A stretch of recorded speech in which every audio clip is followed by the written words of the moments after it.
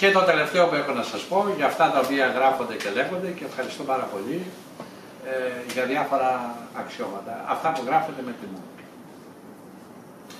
Λοιπόν, εγώ έχω εκλεγεί δήμαρχος από πολλούς συμπολίτες και αυτή την ψήφο έχω υποχρέωση να την τιμήσω.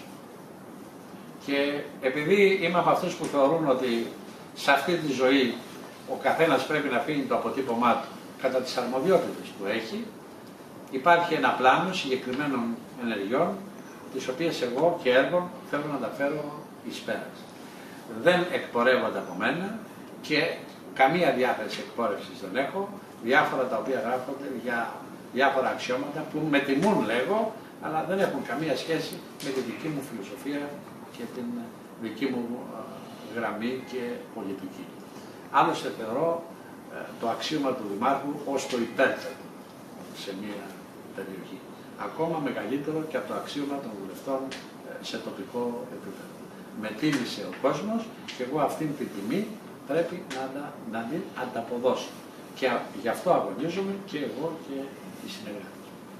Σας ευχαριστώ πάρα πολύ και σας παρακαλώ, αν κάποια φορά κατηγορείτε ή το Δήμο ή εμένα, και καλώς κάνετε, προφανώς δεν μπαίνω στα ζητήματα της κριτικής, μπορείτε να σηκώνετε ένα τηλέφωνο και να ρωτάτε και τη δική μας γνώμη.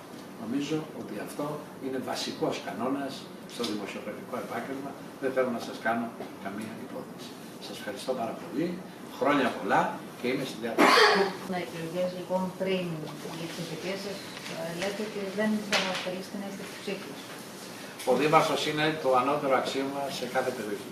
Εγώ έχω τιμηθεί με την ψήφο πολλών συμπολιτών, ένα πολύ μεγάλο ποσοστό. Έχω υποχρέωση αυτά τα οποία τους έταξα, αυτά τα οποία είπα, να τα κάνω πραγματικότητα. Και επειδή μου μιλάτε για οράματα, εγώ δεν έχω οράματα.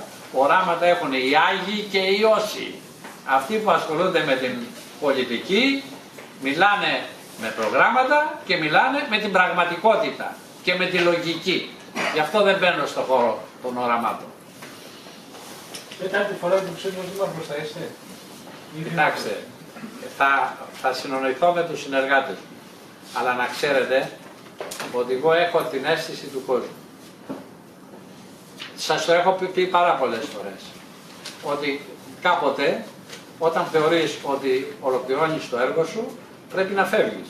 Αλλά ο πρώτος που πρέπει να το κουβεντιάσεις είναι με τους ανθρώπους που κάνεις αυτόν τον αγώνα. Και να τα κουβεντιάσω όλα αυτά μέσα στο 2018. Δεν θεωρώ ότι τα αξιώματα είναι για κάποιους. Κάποτε πρέπει να τελειώνει η ιστορία με τα αξιώματα. Το πότε θα γίνει αυτό θα το μάθετε. Έχουμε 2,5 χρόνια θητεία ακόμα. Στη μέση είμαστε. Βιάζεστε. Όταν θα κουβεντιάσουμε με τους συνεργάτες, με τον κόσμο, θα έρθει και αυτός ο καιρός. Και εγώ μέχρι τότε έχω υποχρέωση και απέναντι σε εσάς και απέναντι στους δημότες να κάνω το καλύτερο δυνατό. Γιατί είμαι δήμαρχος σε εποχή ακραίας οικονομικής κρίσης. Να μην το ξεχνάτε.